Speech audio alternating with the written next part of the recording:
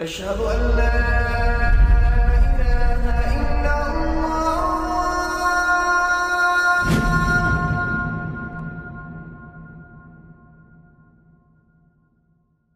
Raindrops media পরিবেশিত audio lecture series সিরাহ।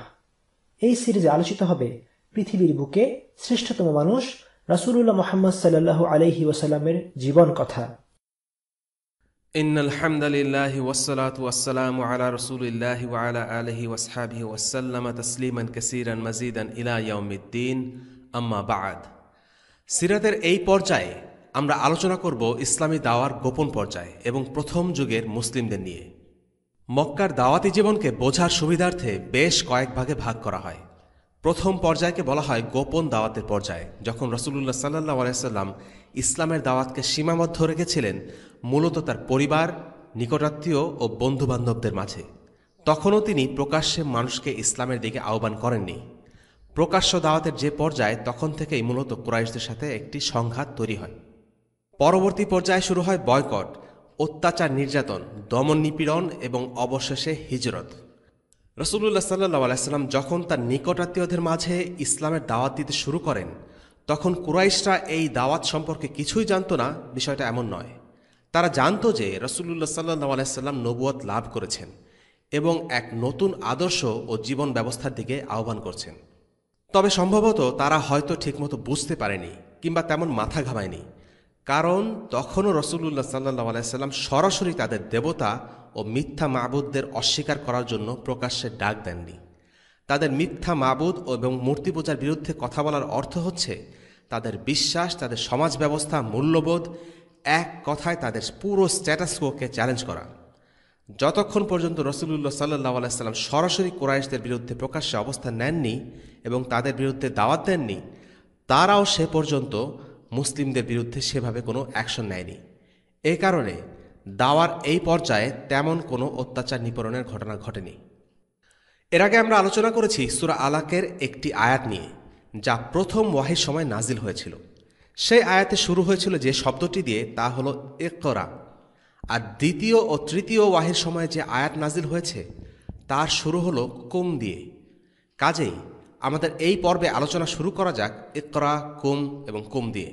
اقرأ باسم ربك الذي خلق خلق الإنسان من علق اقرأ وربك الأكرم الذي علم بالقلم علم الإنسان ما لم يعلم يا أيها المدثر قم فأنذر وربك فكبر وثيابك فطهر والرجز فاهجر ولا تمنن تستكثر ولربك فاصبر يا أيها المزمل قم الليل إلا قليلا نصفه أو انقص منه قليلا أو زد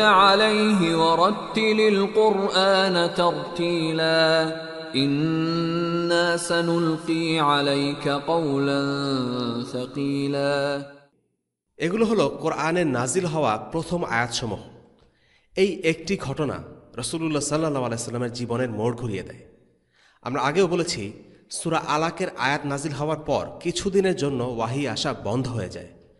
আল্লাহ রাসূল যেন তার উপর ওয়াহি নাজিলের এই বিষয়টিকে ভালোবাসতে পারেন, যেন এর অভাব বোধ করতে থাকেন, সেজন্য এই কিছুদিনের বিরতির দরকার ছিল। বাস্তবিকভাবেও তার এই অভাববোধটা এতটা তীব্র আকার ধারণ করে যে তিনি পাহাড়ের চূড়ায় গিয়ে আত্মহত্যা করতে উদ্যত হন। সূরা আলাকের আয়াতগুলো অবতীর্ণ হওয়ার পর নাজিল হয় সূরা মুজাম্মিল এবং সূরা মুদ্দাসসিরের কিছু আয়াত। যদিও এ ব্যাপারে ইখতিলাফ আছে যে এই সূরা দুটির মধ্যে কোনটি আগে নাজিল হয়েছে, তবে এই ব্যাপারে সবাই একমত যে দ্বিতীয় এবং তৃতীয়বারের ওয়াহিতে এই দুটো সূরা থেকেই আয়াত নাজিল হয়েছে। দায়ী যারা ইসলামের দিকে আহ্বান করেন তাদের জন্য এই আয়াতগুলো একটি নির্দেশিকা বা ম্যানুয়াল বুক হিসেবে কাজ করে। এই তিনটি ওয়াহিকে সংক্ষেপে বলা যেতে পারে ইকরা, কুম, কুম। এই আয়াতগুলোই প্রথম যুগের মুসলিমদের দাওয়ার ব্যাপারে প্রশিক্ষণ দেয়। প্রথম আদেশটি হল ইকরা, এর মাধ্যমে তিলাওয়াত ও শেখার নির্দেশ দেয়া হচ্ছে। পরবর্তী আদেশটি এসেছে সূরা মুজাম্মিলের 2 নম্বর আয়াত, কুমিল লাইলা ইল্লা কলিলা, রাত্রে নামাজ পড়ো। আর সবশেষে সূরা মুদ্দাসসিরের 2য় আয়াত, কুম ফাআনজির, যা আল্লাহ রাসূল সাল্লাল্লাহু আলাইহি সাল্লামকে আদেশ দিচ্ছে উঠে দাঁড়ান এবং অন্যদেরকে সতর্ক করুন।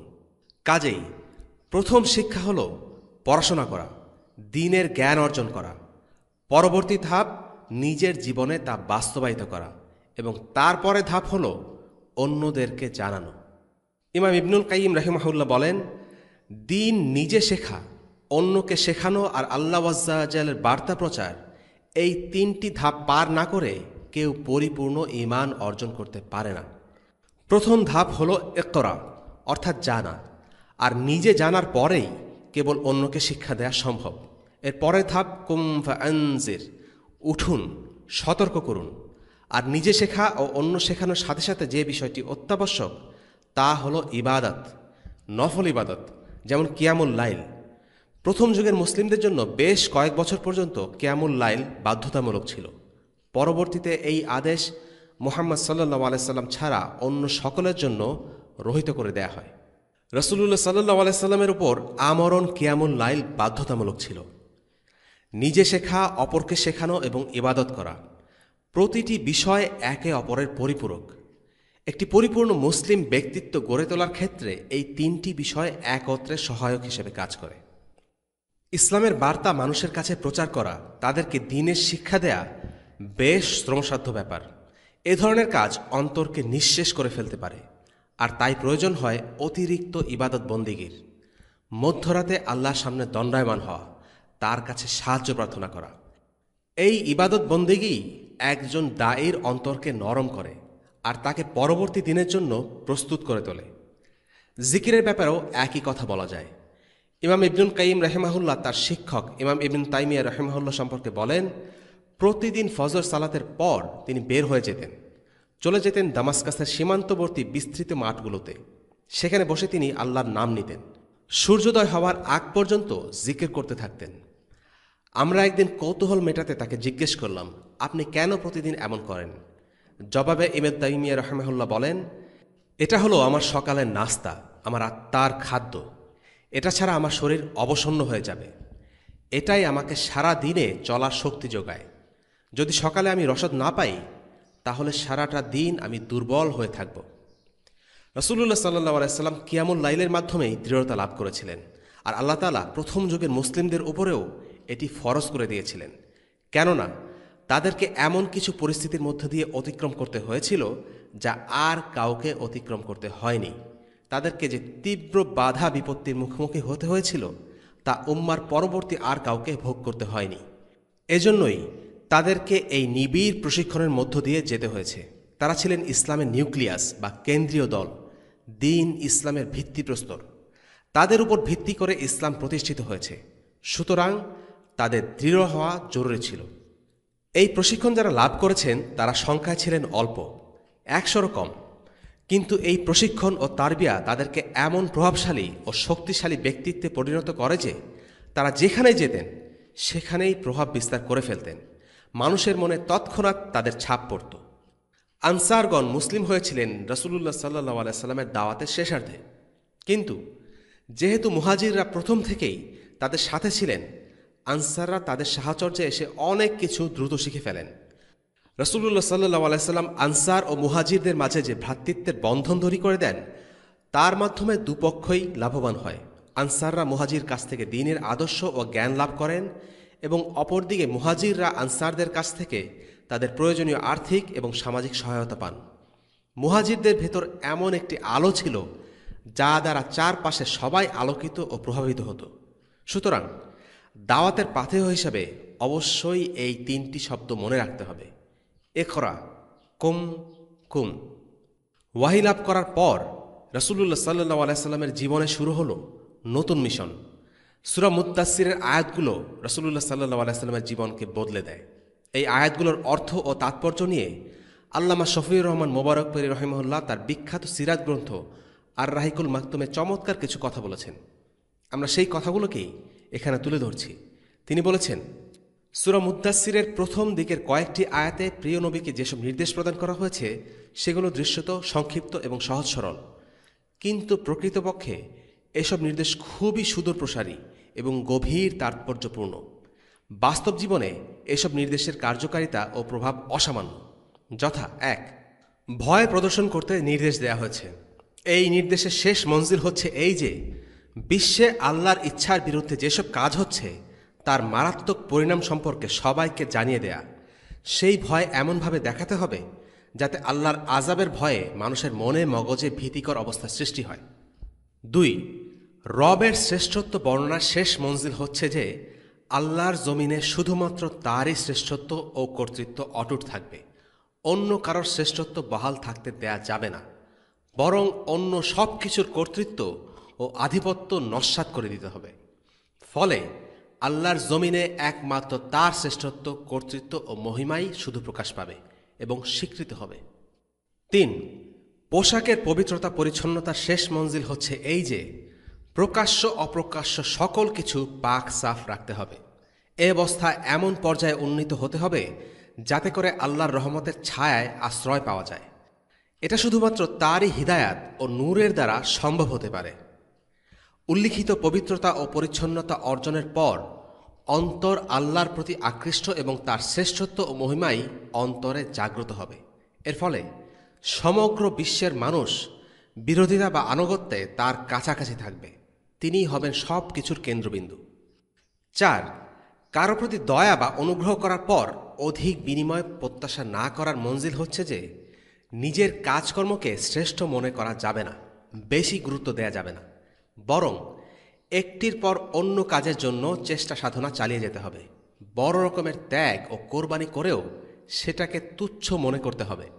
অর্থাৎ আল্লাহর স্মরণ এবং তার সামনে জবাবদিহির ভয়ের অনুভূতির সামনে নিজের চেষ্টা সাধনাকে ক্ষুদ্র ও সামান্য মনে করতে হবে। ৫. শেষ আয়াতে ইঙ্গিত রয়েছে যে, আল্লাহর পক্ষ থেকে দাওয়াত কাজ শুরু হওয়ার পর শত্রুরা বিরোধিতা, হাসিঠাট্টা, উপহাস, বিদ্রূপ ইত্যাদির মাধ্যমে কষ্ট দেবে এবং প্রিয় নবী রাসূলুল্লাহ সাল্লাল্লাহু আলাইহি সাল্লাম এবং তার সঙ্গীদের হত্যা করার সর্বাত্মক চেষ্টা করবে। তাকে এসব কিছুর মোকাবেলা করতে হবে। এমত অবস্থায় তাকে দৃঢ়তার সাথে ধৈর্য ধারণ করতে হবে। এই ধৈর্য মনের শান্তির জন্য নয়, বরং আল্লাহর সন্তুষ্টি এবং তার দ্বীনের প্রচার প্রসারের জন্য। কেননা আল্লাহ তাআলা বলেছেন, ওয়ালি রব্বিকা ফাসবির, অর্থাৎ তোমার প্রতিপালকের জন্য ধৈর্য ধারণ করবে। দাওয়াতের এই গোপন পর্যায়ে স্থায়ী হয়েছিল প্রায় ৩ বছর। যে মানুষগুলোর মন ছিল পরিষ্কার, স্বচ্ছ, ক্লেদমুক্ত, সেই মানুষগুলোকেই মূলত রাসূলুল্লাহ সাল্লাল্লাহু আলাইহি সাল্লাম অ্যাপ্রোচ করেন। রাসূলুল্লাহ সাল্লাল্লাহু আলাইহি সাল্লাম দাওয়াতকে তারা সহজে গ্রহণ করেছিলেন। কোনো ধরনের সংঘাত বা বাড়াবাড়ি হয়নি। রাসূলুল্লাহ সাল্লাল্লাহু আলাইহি ওয়াসাল্লাম তাদের সাথে গোপনে দেখা করতেন এবং তাদের সাথে যোগাযোগ রক্ষা করে চলতেন। এই সময়টা ছিল মুসলিমদের ঈমানকে গড়ে নেয়ার সময়। সময়টা ছিল জাহিলিয়াতের কলুষতা থেকে নিজেদের আত্মাকে পরিশুদ্ধ করে নেয়ার সময়। গোপন দাওয়াতের এই পর্যায় নিয়ে তেমন বর্ণনা ইতিহাসের বইগুলোতে নেই। যেই বর্ণনাগুলো আছে সেখান থেকে কয়েকটি বিষয় উল্লেখ্য। ১. আল্লাহ রাসূল সাল্লাল্লাহু আলাইহি ওয়াসাল্লাম তার সাহাবীদের তাওহীদের শিক্ষা দিয়েছেন এই সময়টায়। তারা ঈমান ও ঈমানের বাস্তবতাকে বুঝতে শিখেছেন। তারা দুনিয়ার জীবনের নশ্বরতাকে উপলব্ধি করেছেন। তারা বুঝেছেন আখিরাতের জীবনই আসল জীবন। তারা জান্নাত ও জাহান্নাম সম্পর্কে জেনেছেন। তারা খুবই সাধারণ কিন্তু সবচেয়ে মৌলিক ও বুনিয়াদী বিষয়গুলো শিক্ষালাভ করেছেন। ২. তারা জাহিলিয়াতের প্রকৃতি ও বাস্তবতাকে বুঝেছেন। তারা মূর্তি পূজা এবং অন্যান্য জাহিলি আদর্শ ও প্রথাগুলোকে বর্জন করার শিক্ষা লাভ করেছেন। তারা ইসলাম ও জাহিলিয়াতের মাঝে পার্থক্য করতে শিখেছেন। তারা জেনেছেন ইসলাম হলো একমাত্র সত্য ও গ্রহণযোগ্য দিন এবং ইসলাম ছাড়া বাকি সকল আদর্শ ও ধর্ম হলো মিথ্যা ও বাতিল। ইসলাম মানে কেবল আল্লাহর উপর ঈমান আনা নয়, বরং অন্য সকল ইলাহকে বর্জন করা। সত্যি বলতে সমস্ত বাতিল মাবুদ আর তাগুতকে আগে অস্বীকার করে তাদের সাথে সম্পর্ক ছিন্ন করে তারপর আল্লাহর ওপর ঈমান আনাই হলো সত্যিকারের ঈমান। এই বিষয়গুলোকে সাহাবীরা বুঝতে শিখেছিলেন এবং সেভাবেই নিজেদেরকে গড়ে তুলেছিলেন। ৩. ইসলাম হলো এমন এক আদর্শ যা মিথ্যার সাথে সংঘাতে জড়াবেই। তাই জাহিলিয়াতি সমাজের দরজায় যখন ইসলামের দাওয়া করা নাড়ে, তার পরবর্তী পরিণতি হচ্ছে একটি সংঘাত, একটি আদর্শিক যুদ্ধ। প্রতিটি নবীর ক্ষেত্রেই এমনটি হয়েছে। নবীকে ও তার অনুসারীদেরকে কঠিন সময় পার করতে হয়েছে। রাসূলুল্লাহ সাল্লাল্লাহু আলাইহি ওয়াসাল্লামের ক্ষেত্রেও তার ব্যতিক্রম হবার কোনো কারণ নেই, কারণ তিনি পূর্ববর্তী নবীদের পথই অনুসরণ করতে যাচ্ছেন। আর তাই এই কঠিন সময়ে এই ফিতনাকে মোকাবেলা করার জন্য একটি প্রস্তুতি দরকার নিজেকে শক্তভাবে গড়ে তোলা। দাওয়াতের এই গোপন পর্যায়ে সেটি হয়েছিল। এই পর্যায় ছিল পরবর্তী সময়ের জন্য মুসলিমদের একটি প্রস্তুতি, ওয়ার্ম আপ। 4, এই সময়টি ছিল ঈমানদারদের মধ্যে একটি ভ্রাতৃত্বের বন্ধন গড়ে ওঠার সময়। রাসূলুল্লাহ সাল্লাল্লাহু আলাইহি ওয়াসাল্লামের নেতৃত্বে মুসলিমদের মাঝে একটি কমিউনিটি তৈরি হয়েছিল, যার ভ্রাতৃত্ব ও পারস্পরিক সম্পর্কের ভিত্তি ছিল ঈমান। তাদের মধ্যে পারস্পরিক সহায়তা ও সৌহার্দ্যের একটি বন্ধন গড়ে ওঠে। এ পর্যায়ে আমরা আলোচনা করছি অগ্রগামী মুসলিমদের নিয়ে, আস-সাবিকুন ওয়াল আউয়ালুন।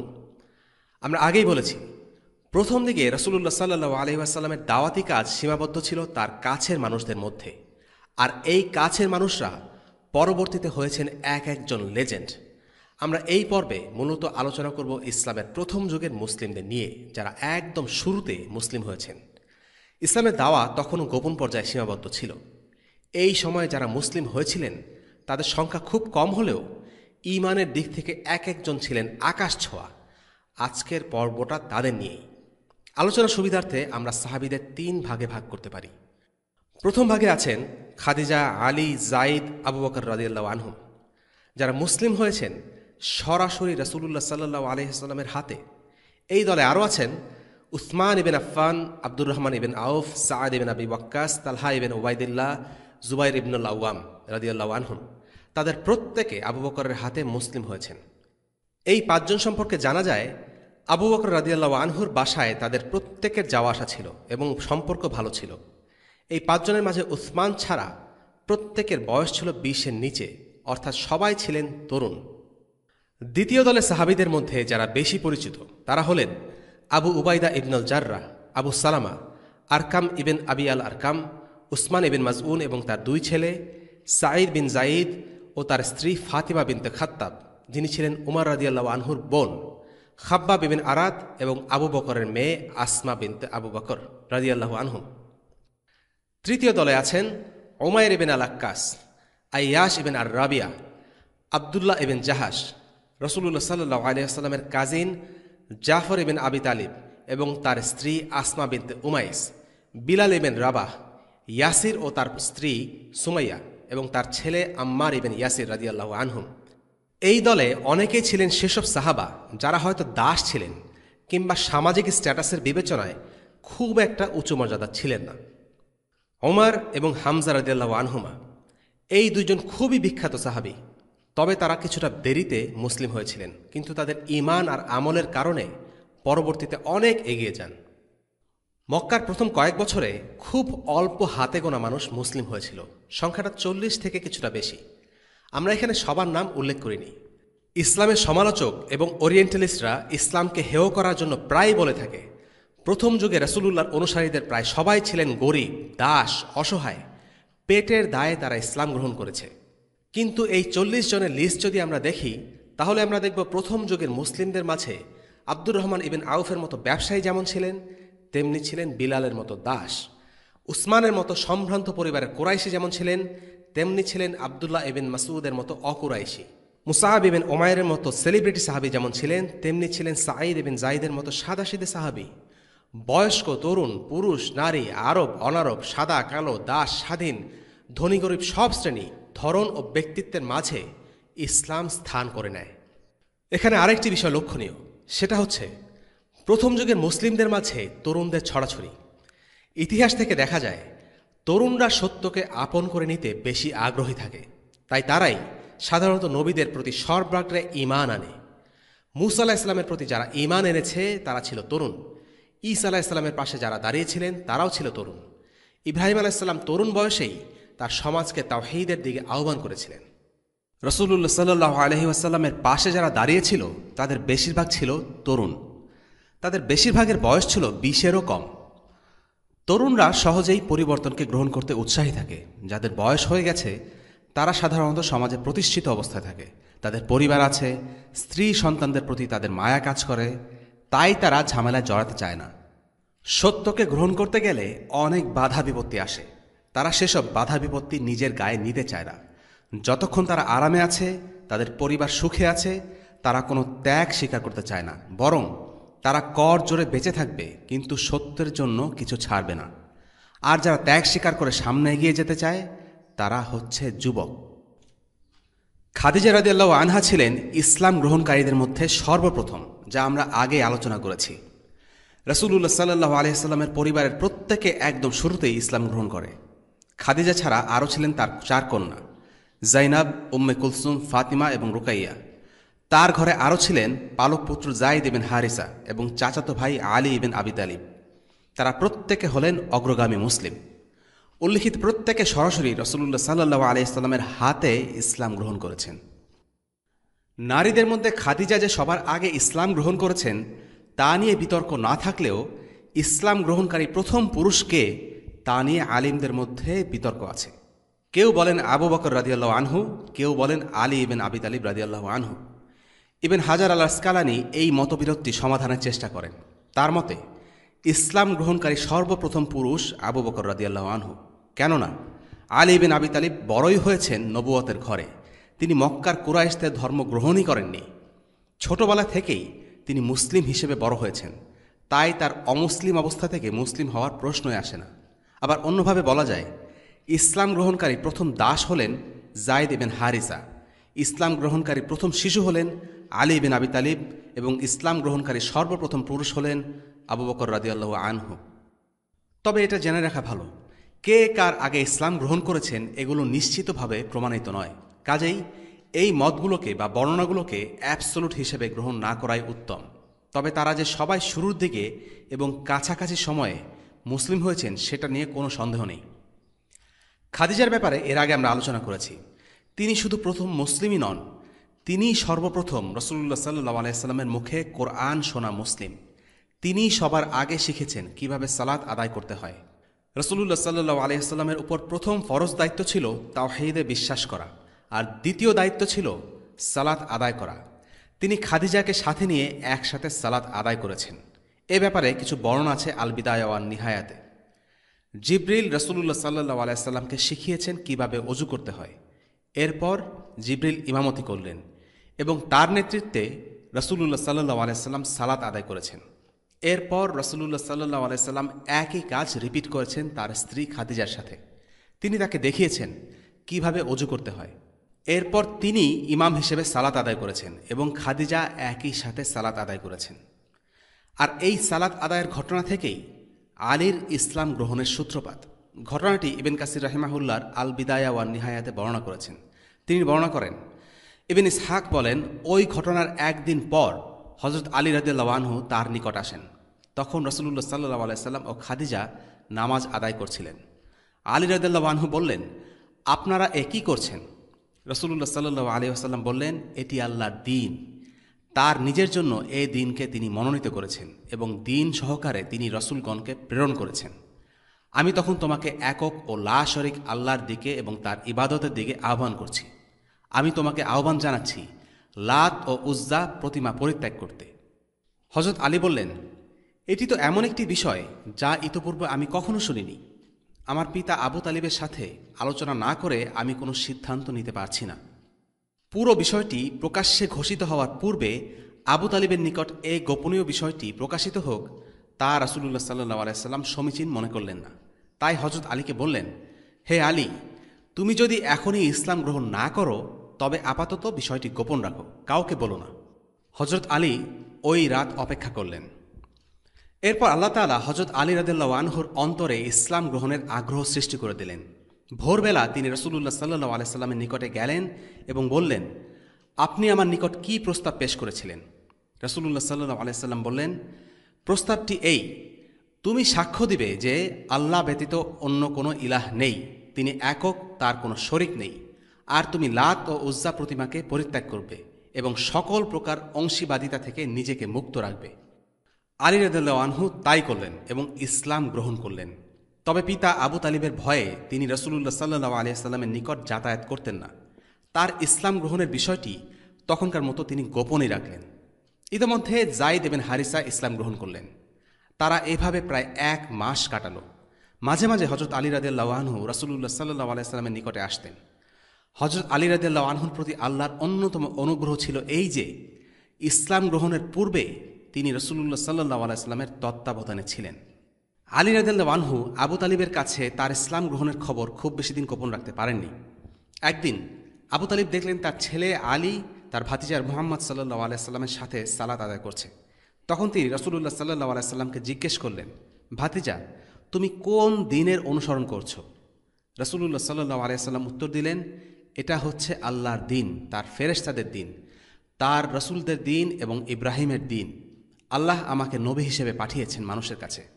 চাচা, আপনি আমার আহ্বানের একজন হকদার। আপনার উচিত এই ডাকে সাড়া দেওয়া এবং আমাকে সাহায্য করা। তখন আবু তালিব উত্তর দিলেন, ভাতিজা, আমি আমার বাপ দাদার দ্বীন এবং তাদের পথ ছেড়ে দিতে পারি না। তবে যতদিন আমি বেঁচে আছি ততদিন কেউ তোমার কোনো ক্ষতি করতে পারবে না। এই বলে আবু তালিব তার ছেলে আলীকে জিজ্ঞেস করলেন, তুমি কোন ধর্মের অনুসরণ করছো? আলী উত্তর দিলেন, আমি আল্লাহর উপর ঈমান এনেছি, তার রাসূলের উপর ঈমান এনেছি এবং তিনি যা কিছু এনেছেন তাতে বিশ্বাস স্থাপন করেছি। আবু তালিব তখন তার ছেলেকে বললেন, সে তোমাকে ভালোর দিকেই ডাকছে, কাজেই তার অনুসরণ করো। আলী ছিলেন রাসূলুল্লাহ সাল্লাল্লাহু আলাইহি ওয়াসাল্লামের ঘরের মানুষ, আপন মানুষ, সব কাজে সহযোগী। তিনি খুব অল্প বয়স থেকেই রাসূলুল্লাহর সাথে ছিলেন, কারণ রাসূলুল্লাহর চাচা আবু তালিবের কষ্ট লাঘব করার জন্য তার এক ছেলেকে নিজের কাছে রেখেছিলেন, আর সেই ছেলে হলেন আলী। যুবক হবার পর আলী হয়েছেন রাসূলুল্লাহ সাল্লাল্লাহু আলাইহি ওয়াসাল্লামের সবচেয়ে আদরের মেয়ে ফাতিমার স্বামী। রাসূলুল্লাহ সাল্লাল্লাহু আলাইহি ওয়াসাল্লামের নবুয়ত জুড়ে তিনি ছিলেন এক বীর যোদ্ধা। একাধিক দ্বন্দ্বযুদ্ধে তিনি অংশ নিয়েছেন। তবে তার সবচেয়ে বড় সম্মান তিনি লাভ করেন খাইবারের যুদ্ধে। মুসলিমরা একটি দুর্গ জয় করতে খুব হিমশিম খাচ্ছিল।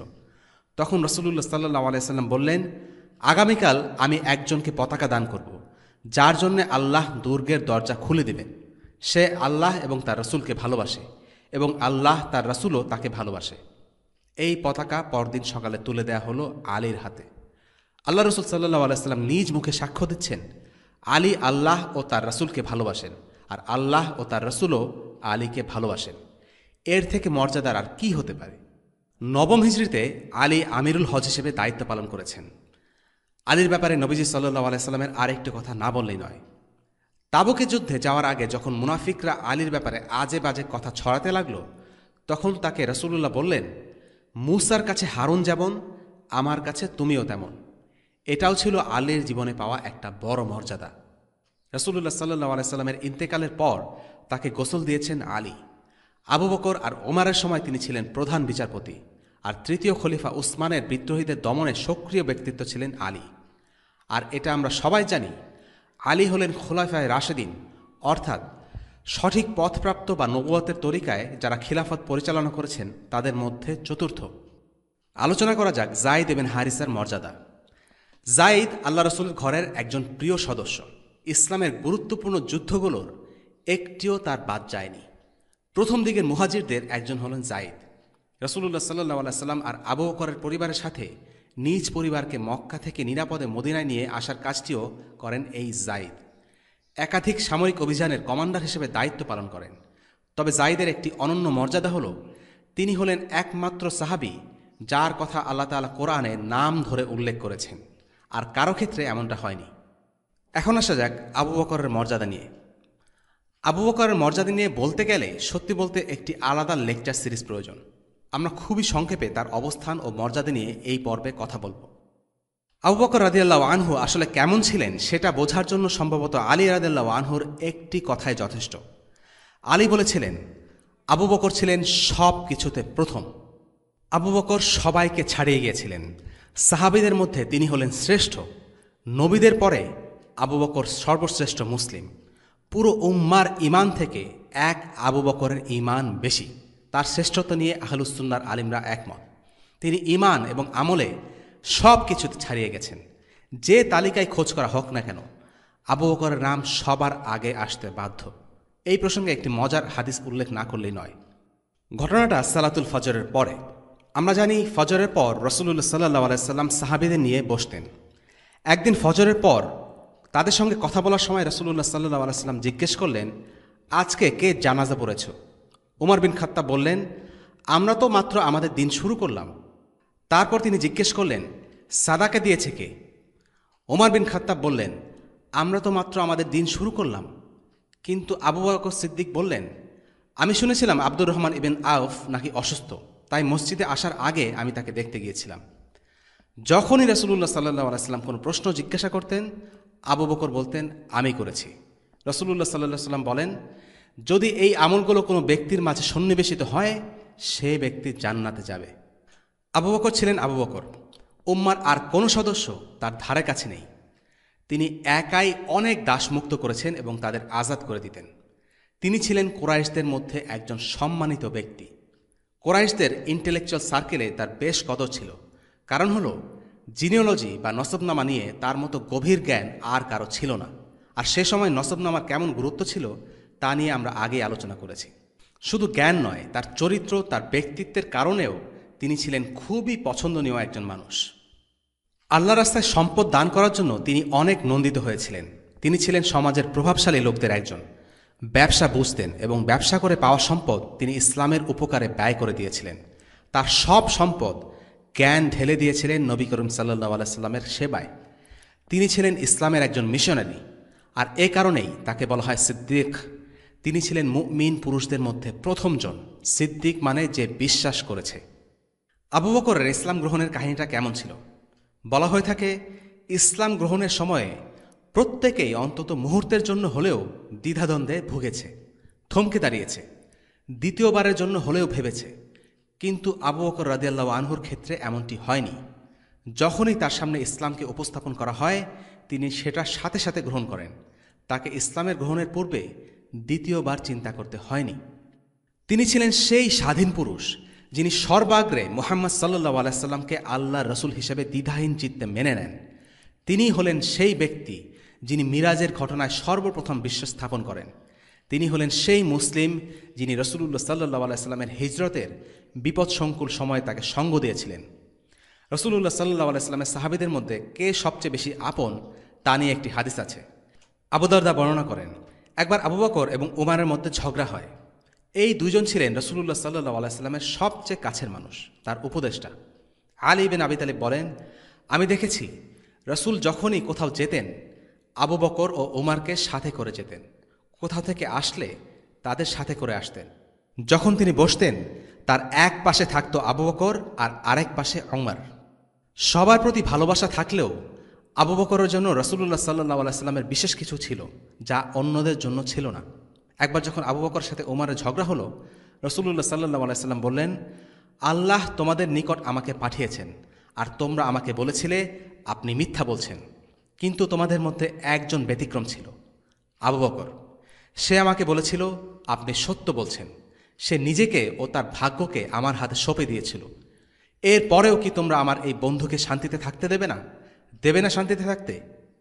এই কথার পর কোনোদিন ওমর রাদিয়াল্লাহু আনহু আবু বকরের সাথে আর লাগতে যাননি। আবু বকরের ব্যাপারে নবীজির একটি কথা দিয়ে আবু বকরের প্রসঙ্গে আমরা ইতি টানতে পারি।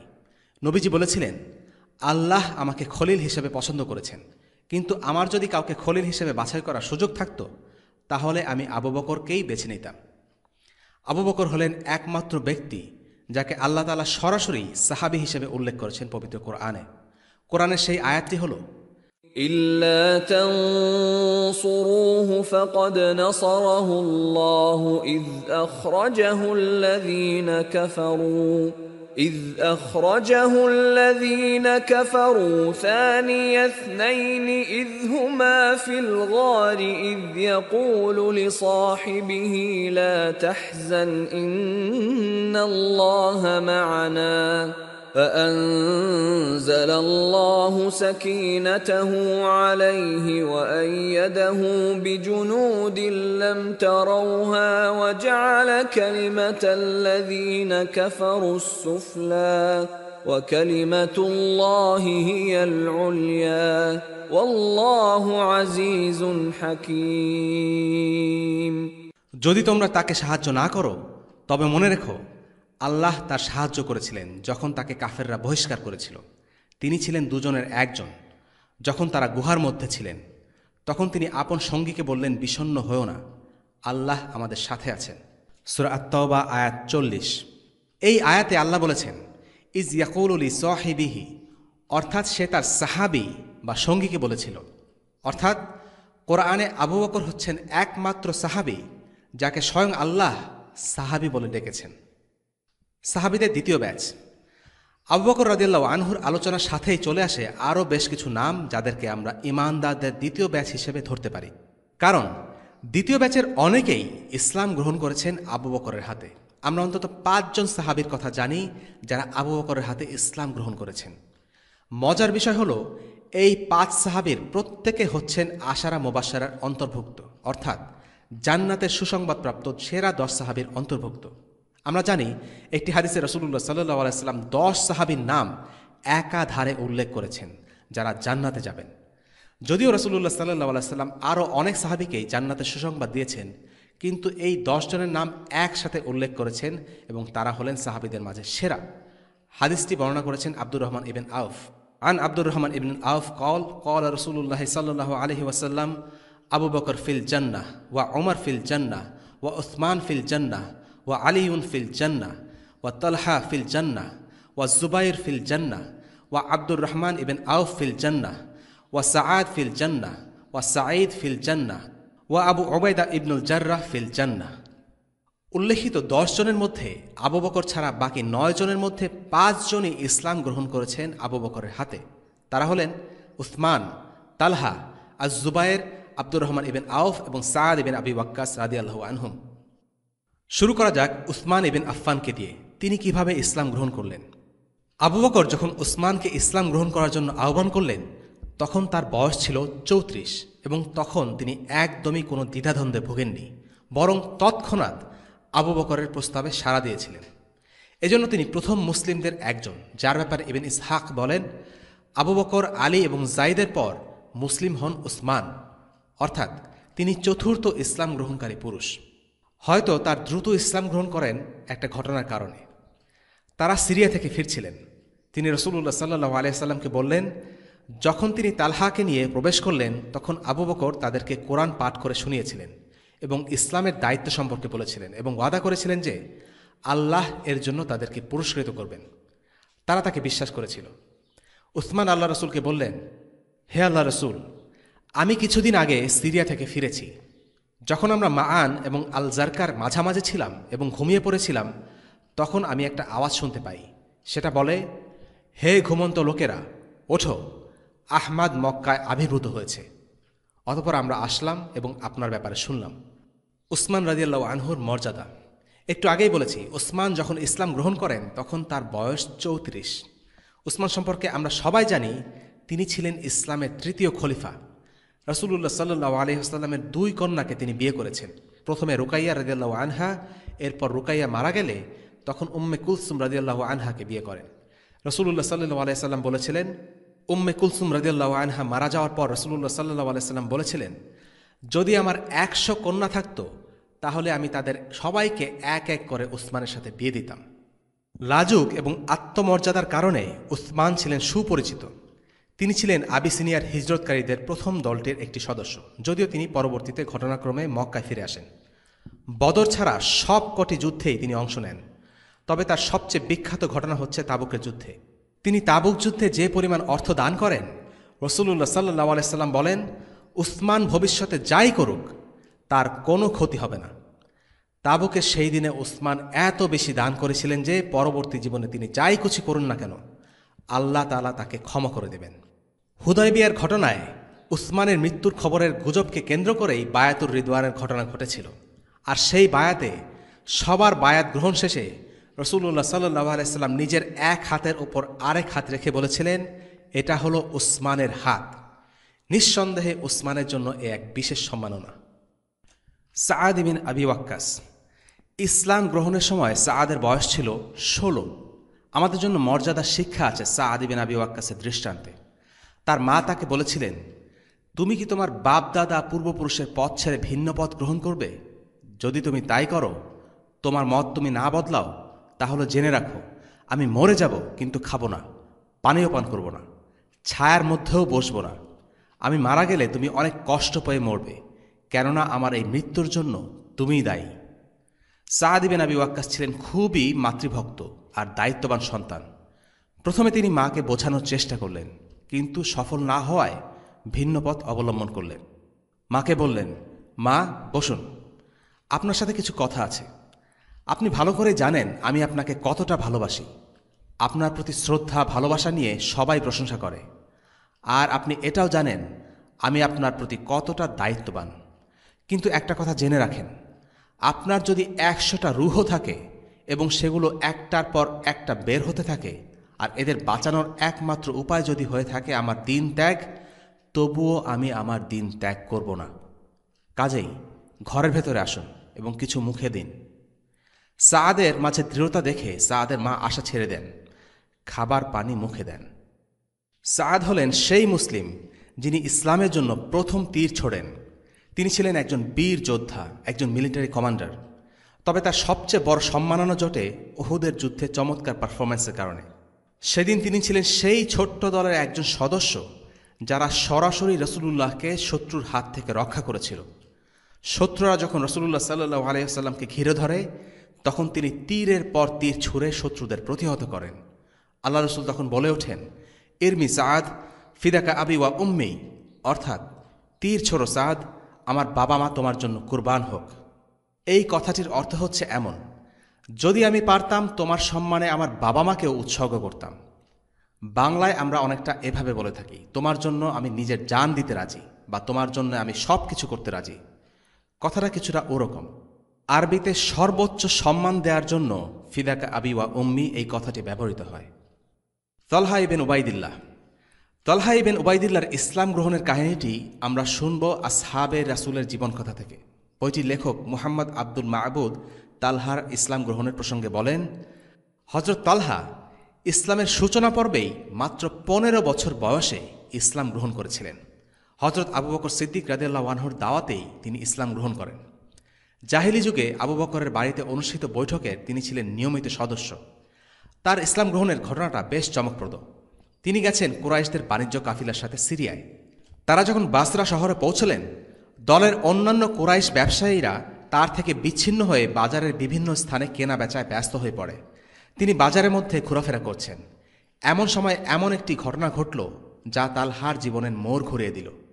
তিনি বলেন, আমি তখন বাসরার বাজারে একজন খ্রিস্টান পাদ্রীকে ঘোষণা করতে শুনলাম, ওহে ব্যবসায়ী সম্প্রদায়, আপনারা এই বাজারে আগত লোকদের জিজ্ঞেস করুন তাদের মধ্যে মক্কাবাসী কোনো লোক আছে কিনা।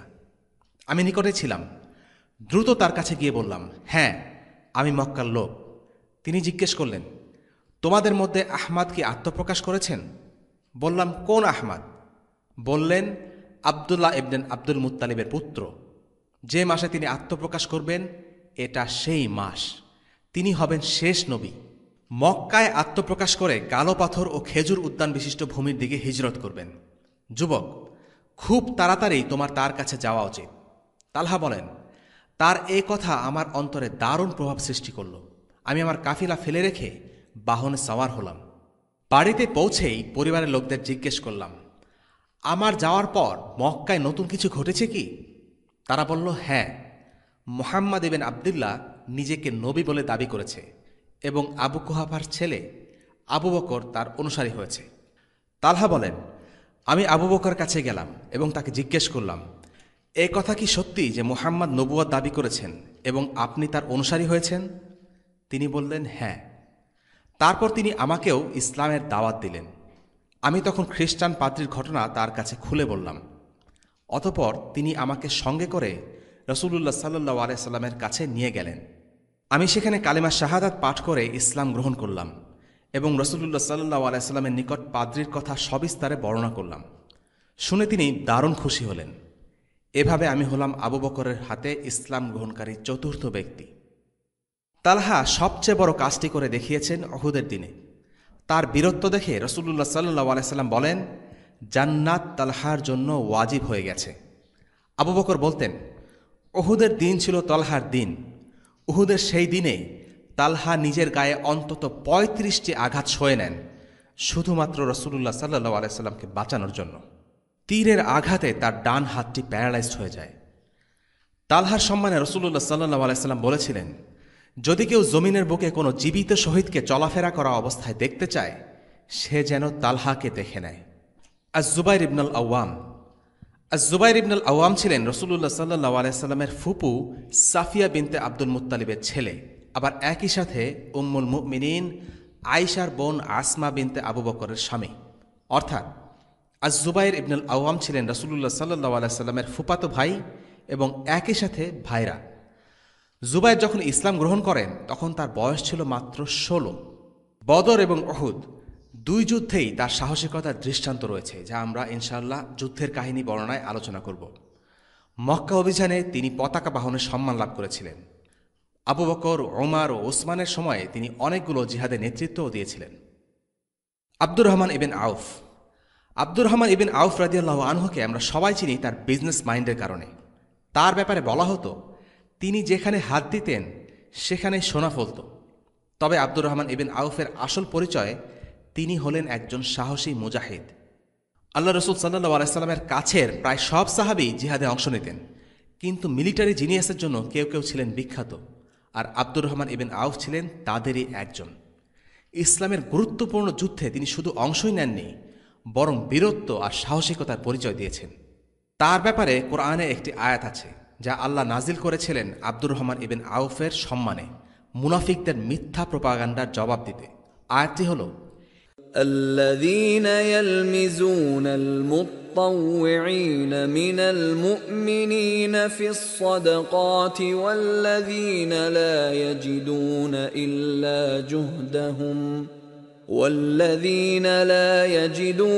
إلا جهدهم فيسخرون منهم سخر الله منهم ولهم عذاب أليم।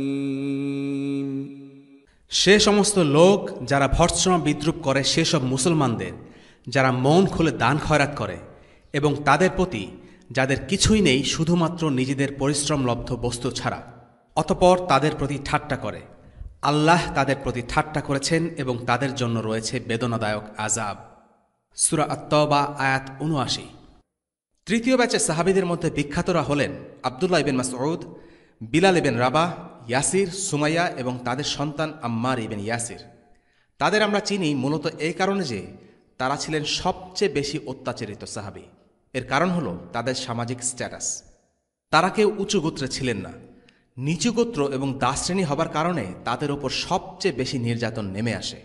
ইনশাআল্লাহ সামনের পর্বগুলোতে তাদের কাহিনীগুলো আমরা সবিস্তারে আলোচনা করব। আমরা প্রথম যুগের অল্প কিছু সাহাবীদের ব্যাপারে জানলাম। দাওয়াতের গোপন পর্যায়ে আরও যারা মুসলিম হয়েছিলেন তাদের ব্যাপারে আরও অনেক কথাই বলার আছে, কিন্তু সময় স্বল্পতার কারণে আমরা সেদিকে আলোচনা বাড়াচ্ছি না। মাক্কী জীবনের আলোচনার ক্ষেত্রে একটি কথা বলে রাখা ভালো, তা হচ্ছে মাক্কী জীবনের বর্ণনার পরিমাণ খুব কম এবং অনেক ক্ষেত্রে দেখা যায় কোন ঘটনা ঠিক কখন ঘটেছে তা নিশ্চিতভাবে বলা যায় না। তাই মাক্কী জীবনের ক্ষেত্রে সিরিয়াল মেইনটেইন করে ঘটনা বর্ণনা করা অনেক ক্ষেত্রে সম্ভব হবে না। তাই আমরা মাক্কী জীবনের কিছু বিষয় ক্রমধারায় আলোচনা না করে সাধারণভাবে আলোচনা করব। সাহাবাদের ব্যাপারে একটি কথা না বললেই নয়, তা হল সাহাবারাই হলেন রাসূলুল্লাহ সাল্লাল্লাহু আলাইহি ওয়াসাল্লামের সবচেয়ে আপনজন। আমরা যদি নবীজির সুন্নাহ বুঝতে চাই তাহলে নবীজির সাহাবীদের চিনতে হবে, কারণ তারাই নবীজিকে সবচেয়ে ভালো চিনতেন। নবীজির সিরাহ তার সাহাবীদের ছাড়া অসম্পূর্ণ। সাহাবীরা হলেন আমাদের চলার পথের পাথেয়। তাদের ঈমানের ব্যাপারে নবীজির সাক্ষ্য আছে। তাদের কেউই ভুলের ঊর্ধ্বে নন, কিন্তু সামগ্রিকভাবে তাদের আন্ডারস্ট্যান্ডিং হচ্ছে দিন ইসলামের সঠিক আন্ডারস্ট্যান্ডিং। কেউ যদি সাহাবীদের বুঝ ও পথকে অগ্রাহ্য করে নিজের মনমতো ও বুদ্ধিমতো ইসলামকে বোঝার চেষ্টা করে, তাহলে নিশ্চিতভাবে পথভ্রষ্ট হবে। যেমনটা আমরা দেখেছি শিয়াদের ক্ষেত্রে। শিয়াদের একটি বড় অংশ কার্যত ইসলামের গণ্ডির বাইরে চলে গেছে। নবীজির অল্প কিছু সাহাবী ছাড়া তারা বাকিদেরকে কাফির মনে করে। নাউযুবিল্লাহি মিন যালিক। যে আবু বকরকে কোরআনে স্বয়ং আল্লাহ সাহাবী বলে উল্লেখ করেছেন, সেই আবু বকরকে রাফিদি শিয়ারা কাফির সাব্যস্ত করে। যে ওমরের মতের সমর্থনে আল্লাহ তাআলা একাধিকবার কোরআনের আয়াত নাজিল করেন, সেই ওমরকে তারা সহ্য করতে পারে না, তাকে অভিশাপ দেয়, তাকে কাফির বলে ঘোষণা করে। যেই উসমানকে স্বয়ং আল্লাহ তাআলা ক্ষমা করে দিয়েছেন, সেই উসমানকে তারা ঘৃণা করে। নবীজির বেশিরভাগ সাহাবীকে রাফিদি শিয়ারা মুনাফিক মনে করে। আর আলী রাদিয়াল্লাহু আনহুর প্রতি ভালোবাসার আতিশয্যে শিয়াদের অনেকে তাকে নবীর আসনে বসিয়েছে, কেউ কেউ আল্লাহর আসনে বসিয়েছে। এটা হচ্ছে সাহাবাদের যথাযথ সম্মান না দেখানোর পরিণতি। তাই আমরা যখন সিরা পড়ব, তখন আল্লাহ রসুলের কাছের মানুষদের চিনে রাখব, তাদের থেকে শিক্ষা গ্রহণ করব। নবীজির পরেই তারা হলেন আমাদের আদর্শ। এই পর্বে আমরা একটি হাদিস দিয়ে শেষ করছি। হাদিসটি আমরা বর্ণনা করব আল বিদায়া ওয়ান নিহায়া থেকে। ইউনুস ইবনে বুকায়ের আফিফ থেকে বর্ণনা করেন। তিনি বলেন যে, আমি ছিলাম একজন ব্যবসায়ী। একবার হজ মৌসুমে আমি মিনাতে উপস্থিত হই। আব্দুল মুত্তালিবের পুত্র আব্বাস রাদিয়াল্লাহু আনহু একজন ব্যবসায়ী ছিলেন। ক্রয় বিক্রয়ের করার উদ্দেশ্যে আমি তার নিকট উপস্থিত হই। আমরা সেখানে থাকা অবস্থায় হঠাৎ দেখি একটি তাঁবু থেকে একজন লোক বের হলো এবং কাবামুখী হয়ে নামাজে দাঁড়িয়ে গেল। তারপর একজন মহিলা এসে তার সাথে নামাজে যোগ দিল। এরপর একজন বালকও তার সাথে নামাজে শরিক হলো। আমি বললাম, হে আব্বাস, এটি আবার কেমন ধর্ম? এটি কোন প্রকারের ধর্ম তা তো আমি কিছুই বুঝতে পারছি না। আব্বাস রাদিয়াল্লাহু আনহু বললেন, ইনি হচ্ছেন আবদুল্লাহর পুত্র মুহাম্মদ সাল্লাল্লাহু আলাইহি ওয়াসাল্লাম। তার দাবি হচ্ছে আল্লাহ তাকে রাসূল রূপে প্রেরণ করেছেন। পারস্য ও রোমান সম্রাটের সকল ধন সম্পদ তার হস্তগত হবে। মহিলাটি তার স্ত্রী, খুয়াইলিদের কন্যা খাদিজা রাদিয়াল্লাহু আনহা। সেও তার প্রতি ঈমান এনেছে। বালকটি হল তার চাচাতো ভাই আবু তালিবের পুত্র আলী রাদিয়াল্লাহু আনহু। সেও তার প্রতি ঈমান এনেছে। বর্ণনাকারী আফিফ রাদিয়াল্লাহু আনহু পরে আক্ষেপ করে বলেছেন, হায়, আমি যদি সেদিন ঈমান আনতাম তবে আমি পুরুষদের মধ্যে দ্বিতীয় ঈমান আনয়নকারী হতে পারতাম। হাদিসের শেষ অংশটি বিশেষভাবে লক্ষণীয়।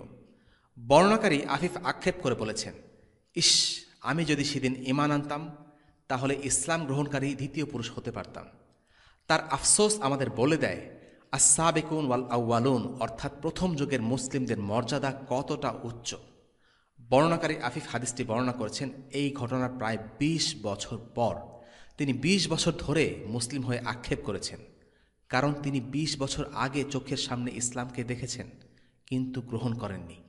আফিফের এই ঈমানকে আল্লাহ ফেলে দেবেন না, কিন্তু যারা আগে ঈমান এনেছে এবং পরে এনেছে তারা সমান নয়। মক্কা বিজয়ের আগে এবং পরে যারা ঈমান এনেছে তাদের সবাইকে আল্লাহ এক কাতারে রাখেননি। আলেমরা বলেন, সাহাবীদের মধ্যে সবার আগে আছে আশারায়ে মুবাশশিরা বা জান্নাতের সুসংবাদপ্রাপ্ত ১০ সাহাবী। তারপরে আছেন বদরে অংশ নেওয়া যোদ্ধারা। তারপরে আছেন বায়াতে রিদওয়ানে অংশ নেওয়া ১৪০০ সাহাবী। এখান থেকে আমাদের জন্য শিক্ষা আছে, আর তা হল ভালো কাজের জন্য দৌড়ে ঝাঁপিয়ে পড়া। চোখের সামনে ভালো কাজের সুযোগ এলে তা হাতছাড়া না করা।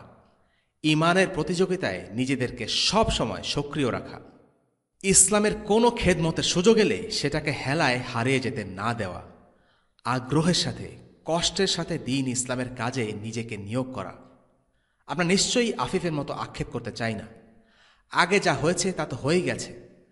আসুন আজ থেকে আমরা নিজেদের অলসতা ঝেড়ে ফেলি, দ্বীনের জন্য কষ্ট করার ব্যাপারে মানসিকভাবে প্রস্তুত হয়ে যাই, ভালো কাজগুলোতে অংশীদার হই। ইনশাআল্লাহ আমরা যেন হতে পারি এই যুগে সাবিকুন আল আউয়ালুন। আল্লাহ তাআলা সূরা ওয়াকিয়াতে বলেছেন, ওয়াস-সাবিকুন আস-সাবিকুন উলাইকাল মুকাররাবুন। আর অগ্রগামীরাই তো অগ্রগামী, তারাই নৈকট্যপ্রাপ্ত। ওয়াসাল্লাল্লাহু আলা সাইয়্যিদিনা মুহাম্মদ ওয়া আলা আলিহি ওয়াসহাবিহি ওয়াসাল্লাম। আলহামদুলিল্লাহি রাব্বিল আলামিন। আসসালামু আলাইকুম ওয়া রাহমাতুল্লাহি ওয়া বারাকাতুহু। রেইনড্রপস মিডিয়ার অন্যান্য প্রজেক্ট সম্পর্কে জানতে ভিজিট করুন www.raindropsmedia.org অথবা ফেসবুক পেজ www.facebook.com/raindropsmedia অথবা ইউটিউব চ্যানেল www.youtube.com/raindropsmediaorg2015